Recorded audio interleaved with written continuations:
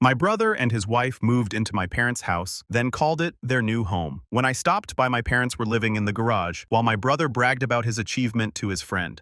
I'm 32 now, and if you told a 15-year-old me that one day I'd be the successful one in the family, I'd have laughed at you right off your bike. Back then, I was the quiet kid with hand-me-downs 2 sizes too big, the one who ate lunch alone and didn't complain when he got left behind. I was the second son after Nathan, my older brother, who, according to everyone from our kindergarten teacher to our great-aunt June, was destined for great things. Nathan got the varsity jacket, the loud applause at graduation, the spot at Dad's mechanic shop. Me, I got out.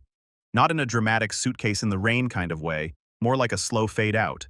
I went to college on a scholarship, got a finance degree, and quietly clawed my way into a career most of my family didn't understand, let alone respect.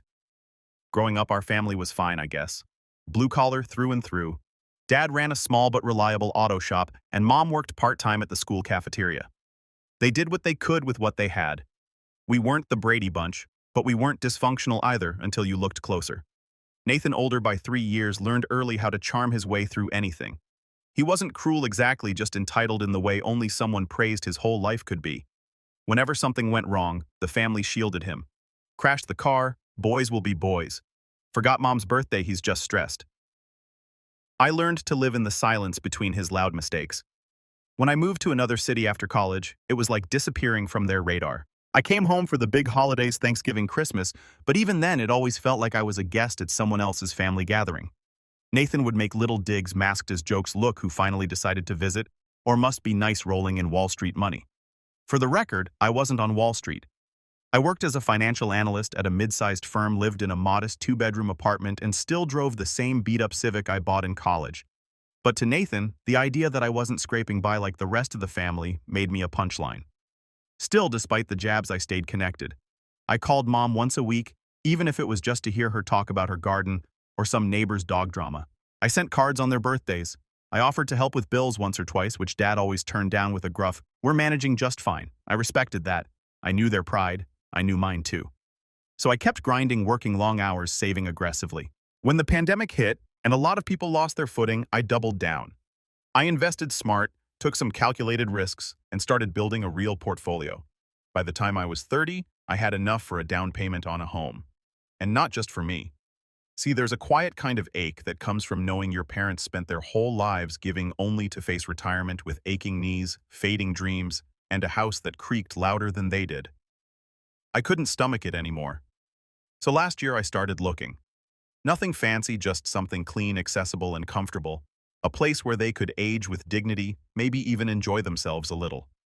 I settled on a charming 1-story ranch-style house in a peaceful neighborhood about 20 minutes from where they lived.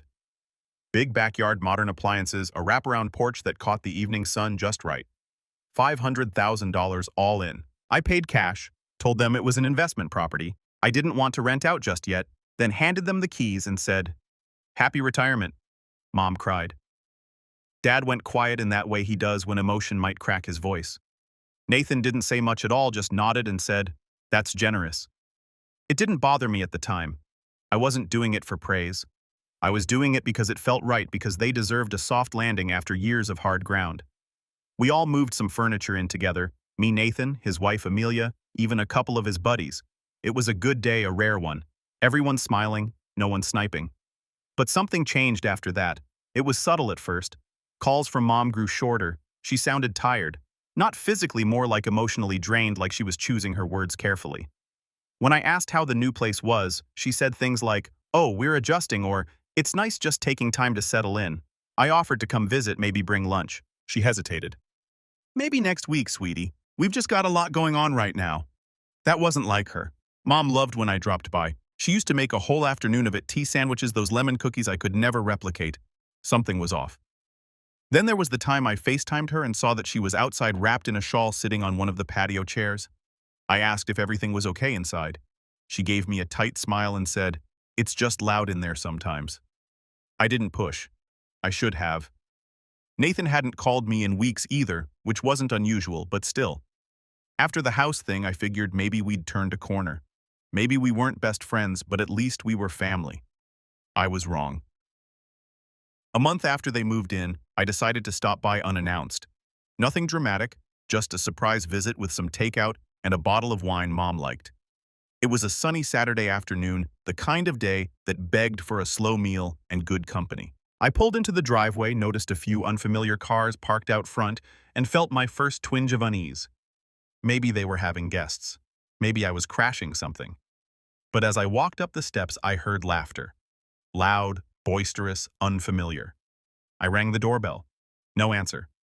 After a beat, I just let myself in. It was, after all, my house.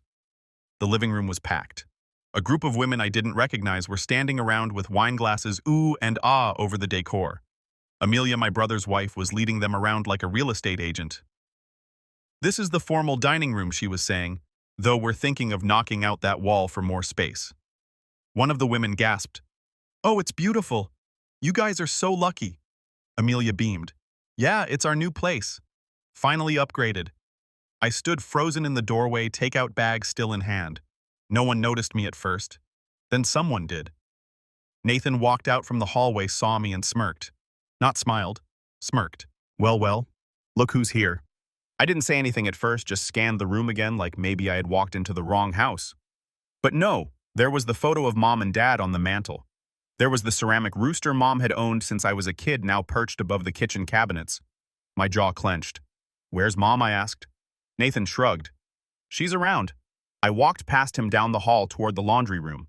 The door was slightly ajar, and inside I found her mom sitting on a small folding stool, eyes, red hands in her lap. The dryer was running, muffling the noise from the party. She looked up when she saw me, startled. "Spencer." "What's going on?" I asked, setting down the food. "Why are you in here?" She hesitated. Her mouth opened, then closed. Finally, she whispered, "It's just easier this way." I didn't understand. "Easier how?" But before she could answer, Dad walked by through the garage door, rubbing his eyes like he'd just woken up. He didn't notice me at first. Then he saw the food, saw me, and froze. "Dad, were you sleeping in the garage?" Another pause. Another tight-lipped smile. "It's cooler out there," he muttered. Something snapped inside me. I turned on my heel and stormed back into the living room. The women were laughing again. Amelia was showing off the pantry. Nathan had a beer in hand. I walked straight to the center of the room, pulled the deed out of my jacket pocket, because yes, I had brought it thinking I might finally change the name over officially, and held it up. "Just so we're clear," I said loudly enough to silence the room, "this house belongs to Mom and Dad. Not you, not your wife, and definitely not your little real estate tour group." Every face turned to look at me. Dead silence. And Nathan. Nathan just looked at me with that same smirk and said, "It's only fair we get it now. They've had their turn." I didn't move. I didn't blink. I just stared at him. And that's when everything changed. I stood there in the middle of the living room, the deed in my hand, the weight of it suddenly heavier than I'd ever imagined. The silence stretched longer than it should have. One of the women coughed awkwardly. Another shifted her wine glass from one hand to the other, but all I could hear was the distant hum of the dryer down the hall and the dull thump of my own heartbeat in my ears. Nathan didn't flinch. That smirk stayed glued to his face like it was stitched on. He didn't look surprised to see me. He didn't look embarrassed or nervous or caught. He looked amused, like I was a child stomping into the middle of his birthday party demanding attention. And somehow, that was worse than if he'd just gotten defensive or angry. "It's only fair we get it now," he repeated, this time with a lazy shrug. "They've had their turn." I turned, slowly scanning the room. Amelia wouldn't meet my eye. One of her friends, a woman with 2 perfect eyebrows and a designer handbag slung over her shoulder, gave me a once-over like I was the rude one for interrupting their wine and tour hour. "I bought this house for them," I said, quiet now, but every word was sharper. They didn't ask for it. They didn't expect it. I did it because I wanted them to have something good, something safe. I turned to Nathan. "You had nothing to do with it." He tilted his head slightly like he was humoring me. And yet here we are. It was the smugness that's what did it. Not the entitlement, not even the blatant hijacking of the house. It was the arrogance, the absolute certainty that he could walk in, plant a flag, and claim something that wasn't his just because he believed he deserved it. "You're sleeping in the master bedroom, aren't you?" I asked him. Nathan leaned against the kitchen counter and sipped his beer. "We moved in when they started having trouble getting around. It just made sense, really. Because last I checked, Dad was sleeping on an air mattress in the garage." That got a few shocked gasps from the crowd. Amelia's lips parted, but nothing came out. Nathan didn't miss a beat. Dad likes the garage. Says it's cooler out there. I stared at him. You kicked our parents out of their own bedroom. We didn't kick them out, Amelia said quickly, her voice shaking a little. They offered. I mean, Spencer, they said it was fine. They said it was fine, I repeated slowly, because you made them feel like guests in their own home. No one made them feel like anything, Nathan snapped. If they wanted to speak up, they would have, but they didn't. So maybe you should think about why that is before you come in here like some knight in shining armor. I didn't answer him, not right away, because part of me knew he was right. Mom and Dad hadn't spoken up, but not because they were okay with it, because they didn't want to start a war, because they didn't know how, because after a lifetime of enabling Nathan's behavior, they didn't believe anyone would take their side, not even me. And the thing that stung most, they might have been right. I walked out of the room without another word. I found Mom still in the laundry room now, folding towels with the kind of mechanical care that made my chest ache. Spencer, she whispered when she saw me. I need the truth, Mom, I said, kneeling beside her. Are you okay? Really? She looked at me for a long moment, her hand still. Then she closed her eyes and took a shaky breath. Your father wanted to sleep in the garage. Said it didn't matter where he laid his head as long as we had peace. And you? I asked. Where do you sleep? She hesitated. In the guest room. Sometimes the couch if Amelia has friends over. My throat tightened. They treat you like visitors in your own house. She didn't answer that. She just folded the towel and set it in the basket like she hadn't heard me, but she had. I could see it in the way her shoulders curved inward like she was trying to make herself smaller. I stood and paced. Why didn't you tell me? We didn't want to cause trouble, she said softly. Your brother? He's struggling, Spencer. With what lack of shame? She gave me a look sharp and tired all at once. He's got a family now. Amelia is trying to start her own business. They've been under pressure. We thought if we let them stay for a little while. They've moved in, Mom. They've taken over. They're telling people this is their house. She flinched at that just slightly. We didn't want to disappoint you.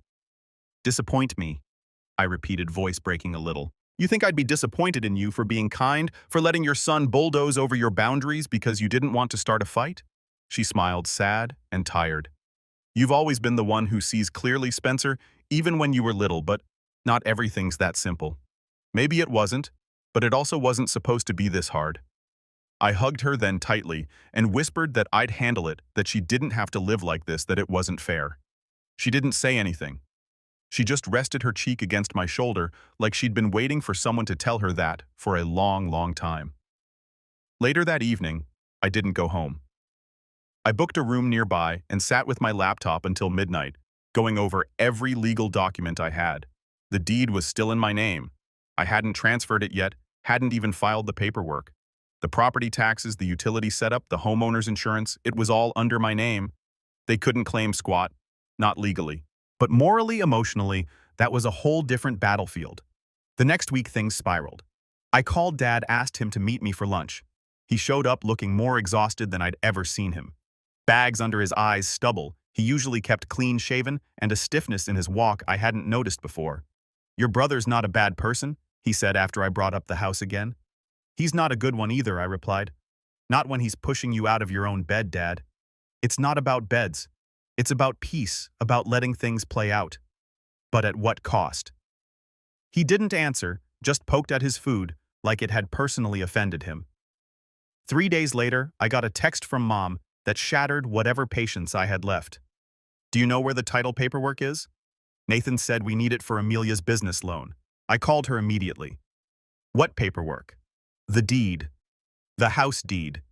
He said the bank wants to see proof of ownership for collateral. I was silent for so long, she asked if the line had dropped.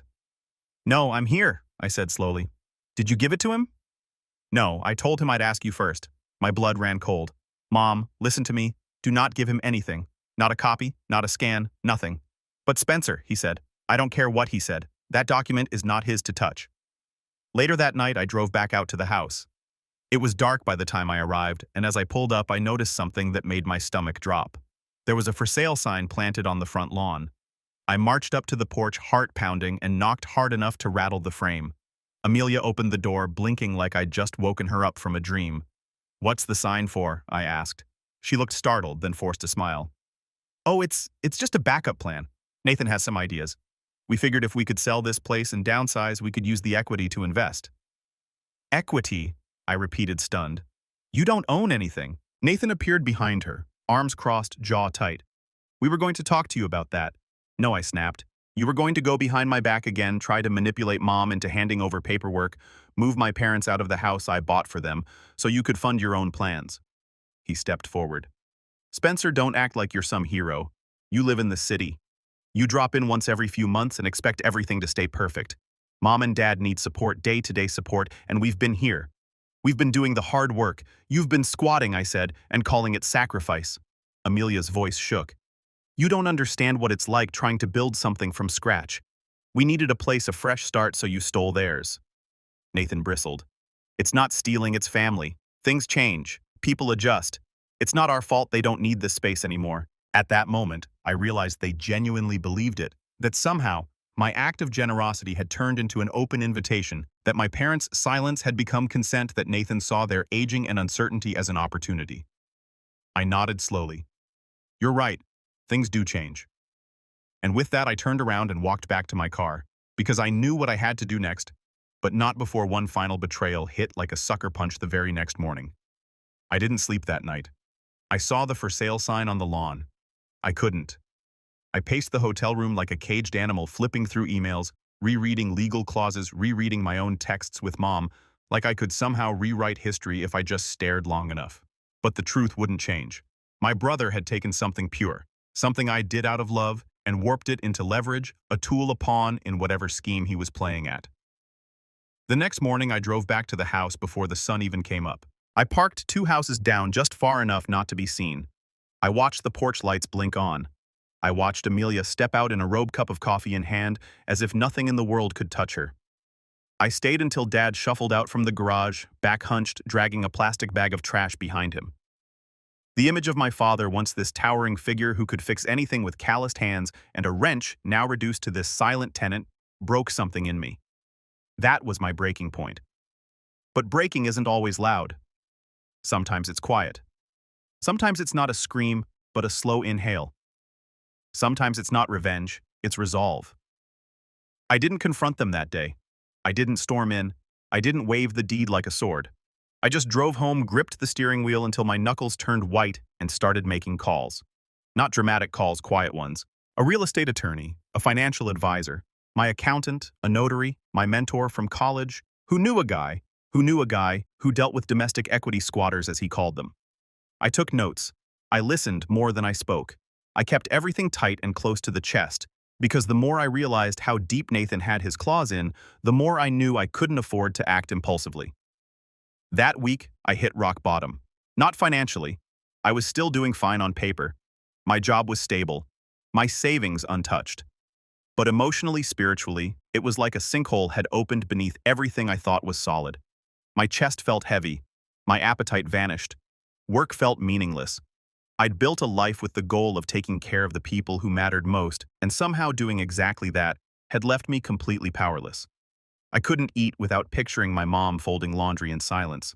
I couldn't sleep without seeing Dad curled up in a garage cot like a forgotten uncle. And worse, I kept second-guessing myself. Maybe I had overstepped by buying them the house. Maybe Nathan was right. Maybe I should have consulted the whole family first. Maybe I'd embarrassed Dad by making such a big gesture. Maybe Mom hadn't told me the whole truth because she didn't want to hurt me, not because Nathan was hiding anything. I spiraled so hard I almost deleted the deed file from my computer, like that would somehow undo the whole thing. But then something changed. It was Mom. She called me 3 days later. Her voice was small, like she was speaking from inside a closet. I just wanted you to know, she said, that we're proud of you, even if we don't say it enough. And no matter what your brother says, your father and I know what you did for us. I sat there, phone pressed to my ear, unable to speak. I saw the sign she added after a pause. On the lawn. I closed my eyes. I didn't put it there. I know, she said. There was a long silence. I could hear her breathing, could almost picture her standing at the kitchen window. Cordless phone in one hand, staring out at the backyard she barely got to use. You do what you need to do, she said. We'll be okay. And just like that, I stopped spiraling because I remembered who I was. I wasn't Nathan. I didn't need applause. I didn't need to manipulate. I didn't need to be seen as the favorite. I just needed to move forward carefully, quietly, permanently. So I began to rebuild. First, I cleaned up everything I'd let fall behind while obsessing over the house. I restructured my work calendar, got back into my morning workouts, even started cooking again. Simple meals, nothing fancy, but it made me feel grounded.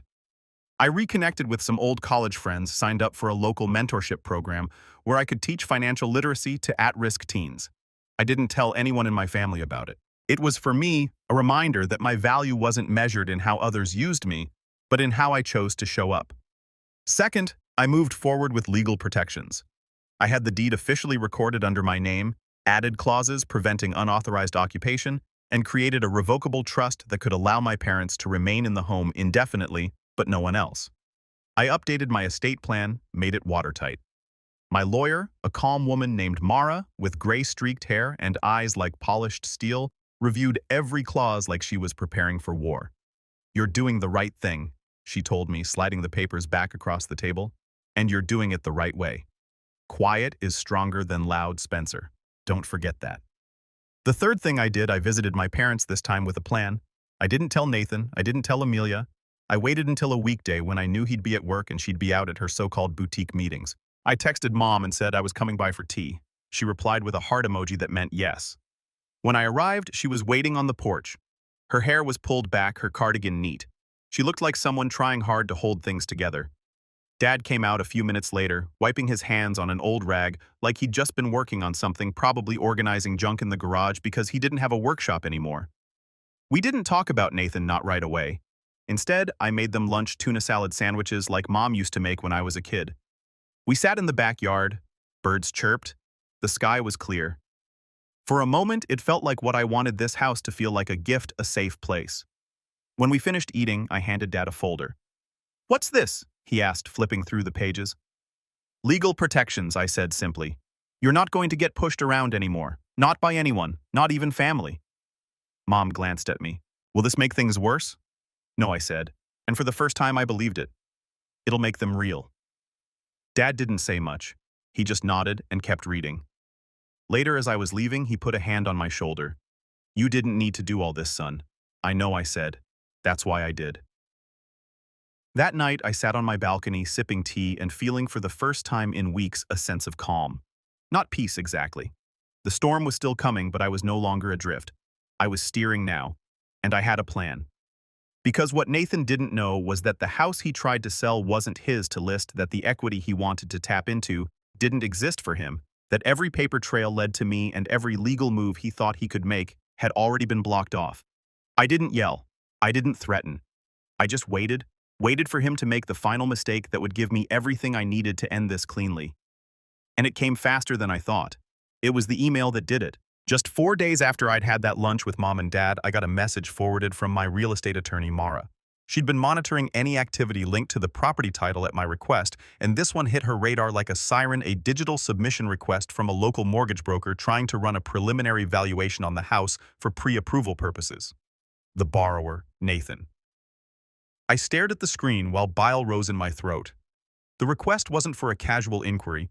It included scanned identification documents, his and Amelia's, and worst of all, a typed note in the broker's comment section that read, "This is a family-owned home, unencumbered. We live here and will be using it as collateral for the down payment on our new business location. Happy to provide anything else. Our home. We live here." It wasn't a misunderstanding. It wasn't a mistake. He was trying to use the house, my house gifted in spirit to our parents, as leverage for a loan without telling me and without a shred of legal right to do so. The gall of it was staggering, but beneath the fury I felt something steadier, colder. This was the opportunity I'd been waiting for. Mara called me as soon as I texted her. "He's overreached," she said simply. "You've got more than enough grounds now. This isn't just disrespectful, it's attempted fraud." "I want to do this right," I said. "No drama, no headlines, just clean, quiet, but permanent."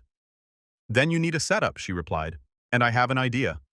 What followed was a 3-hour call that felt more like a strategy session for a corporate takeover than a family dispute. But I listened. I took notes. I did my homework. And slowly, a plan began to form, not for revenge exactly, but for removal. The first thing I did was upgrade the legal shield around the house. Mara helped me file a notarized affidavit of ownership and occupancy intent, then worked with a local judge to issue a notice of unauthorized occupancy, which we held in reserve for the perfect moment. The house wasn't being rented. Mom and Dad weren't listed as tenants, but as occupants with my written permission. That mattered because it meant that anyone else, namely Nathan and Amelia, were unofficial at best and trespassers at worst. Meanwhile, I added cameras to the outside of the house, not hidden ones, legal ones. I hired a professional installation team and framed it as updating my parents' home security, which in part was true. I made sure the cameras faced the front porch, the garage door, the side yard, and most importantly, the driveway. That's where the black SUV always parked Nathan's. The second thing I did, I gave Mom and Dad a vacation. They didn't want to go, at first said they couldn't leave things like that, but I insisted. Paid for a 2-week stay at a quiet beachside rental I'd used myself before, private, clean, fully stocked, and completely off Nathan's radar. They left on a Thursday morning, and by Friday evening Nathan was already texting them. "Where are you? Why is there a lock on the garage door? Did you talk to Spencer again?" I watched from my phone as the footage came in. Amelia pacing the porch, Nathan muttering to himself in the driveway trying to get a signal. He hadn't noticed the cameras yet, or maybe he had and just assumed they were Dad's idea. Either way, he wasn't subtle. There was yelling phone calls. At one point, he even brought 2 guys over to help move furniture, though they never went inside, just circled the SUV, and eventually drove off when no one opened the door. He didn't have a key. I made sure of that months ago. That weekend, I called in the next piece of the plan, the witness. Her name was Mrs. Aguilar. She lived across the street and had known my parents for years. She was the kind of neighbor who knew everything: who got home, who mowed their lawn, who left lights on all night. I remembered her from my childhood as the woman who gave out full-size candy bars on Halloween and once bandaged my scraped knee with a kitchen towel and a prayer. She hadn't been thrilled with Nathan's move-in, especially after the loud music, the sudden guests, and the time Amelia parked across her driveway and acted like she was the one being inconvenienced. When I showed up at her front door, she welcomed me with a knowing smile and an iced tea. "I was wondering when you'd come back," she said. I told her everything. She listened without interrupting once. And when I finally asked if she'd be willing to provide a witness statement about what she'd seen, the parties, the cars, Nathan saying things like, "We own this place now," to delivery drivers, she didn't hesitate. "Honey," she said, "you just point me at the notary." The next part was trickier, getting Nathan to put it in writing. So I created a fake opportunity. Nothing illegal, just a gentle push.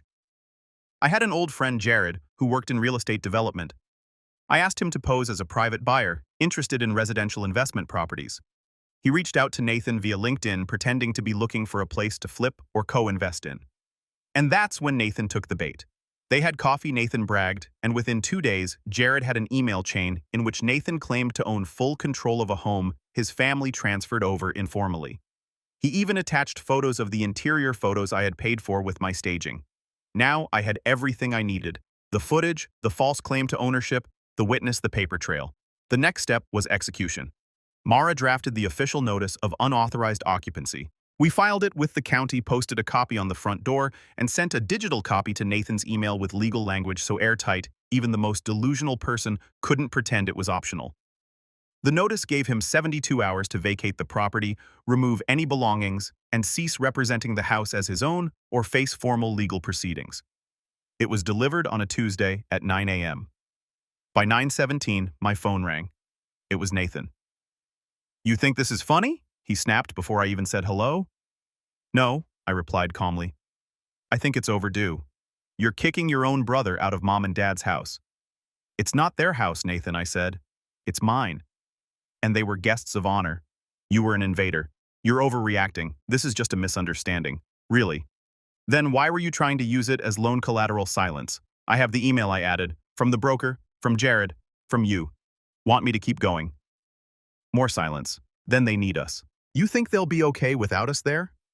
"They already are," I said. "They're on vacation. You didn't even notice." I could almost hear the blood drain from his face. "And when they come back," I continued, "they'll have a fully restored home with no tension, no arguments, no fake house tours, and no one sleeping in the garage. You'll regret this." "No," I said, "you will." And I hung up. But I wasn't done yet. The last part of the plan was the one I took the most care with: the return. Mom and Dad came back a few days later to a completely cleaned and reset house.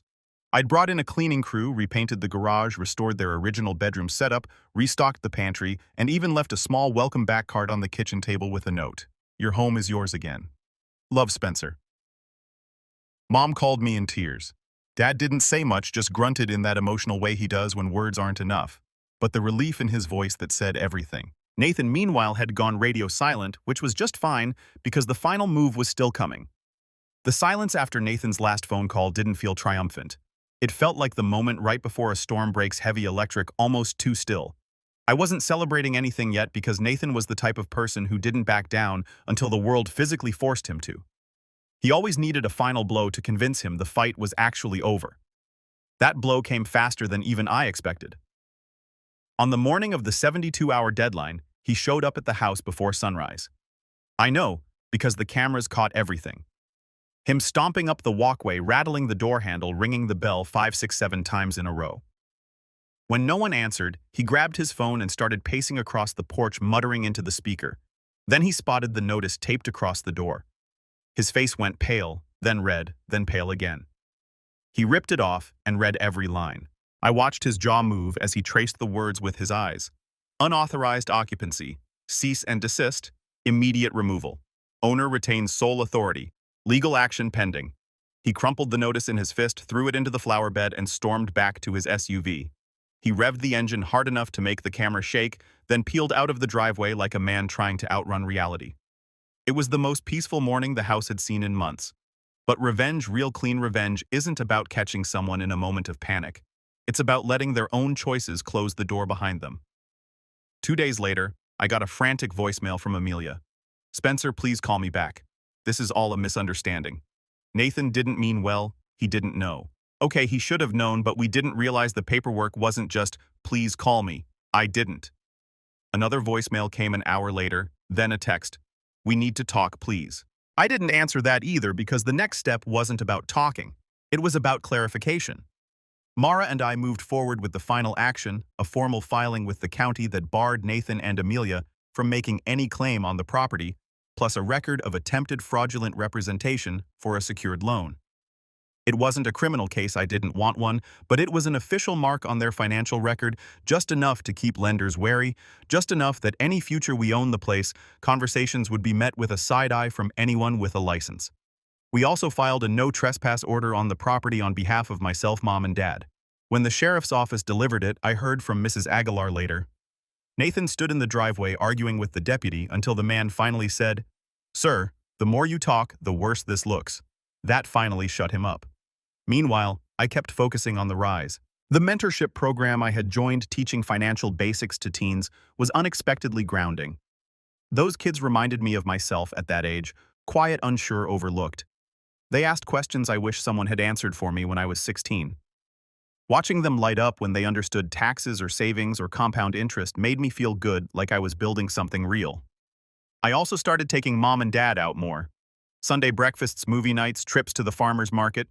They relaxed in ways I didn't even know they'd forgotten. Mom stopped wringing her hands. Dad's shoulders loosened. The house felt like theirs again, not a battlefield, but a home.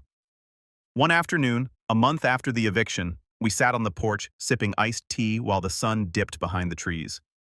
Mom glanced over at me and said softly, I didn't know how much weight we were carrying until it was gone. That sentence alone made every sleepless night worth it. Nathan stayed quiet for a while, and I thought maybe he'd learn from this or at least let it go. I was wrong.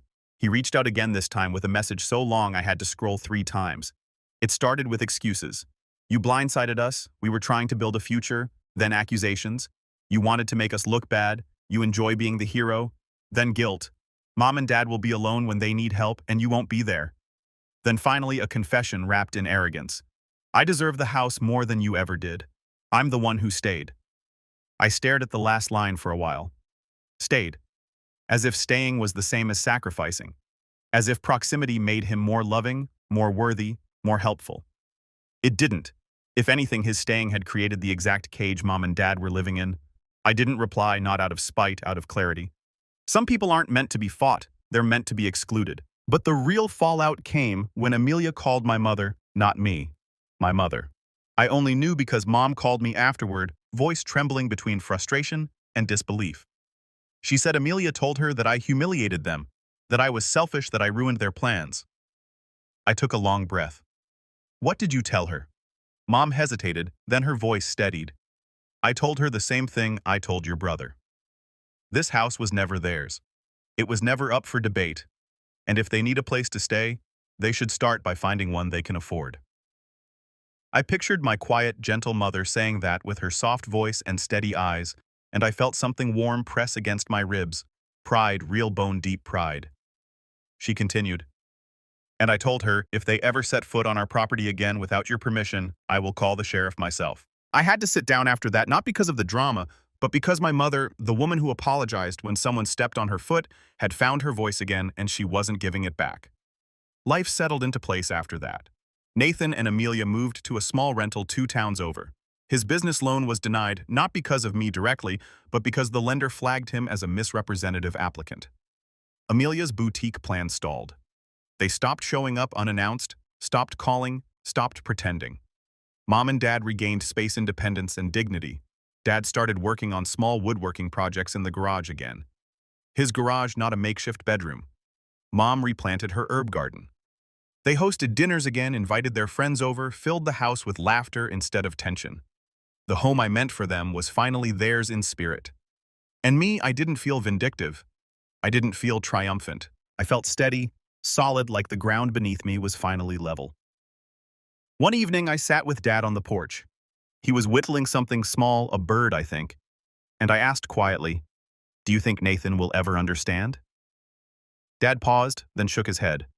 Some folks don't learn until life teaches them, and sometimes life teaches them the same lesson over and over until it sticks. Do you think it'll stick this time? He smiled faintly. If it doesn't, that's not your burden anymore. And he was right. Nathan's path was no longer tied to mine or my parents or the house he tried to steal. Everyone had finally returned to the roles they'd chosen. Mom and Dad, free me standing firm, and Nathan facing the consequences of being the one who stayed for all the wrong reasons. The last time I drove away from the house after Sunday dinner, I caught my reflection in the rearview mirror, calm, steady, unshaken, and realized something that made the corners of my mouth lift. I hadn't just taken the house back, I'd taken my peace back.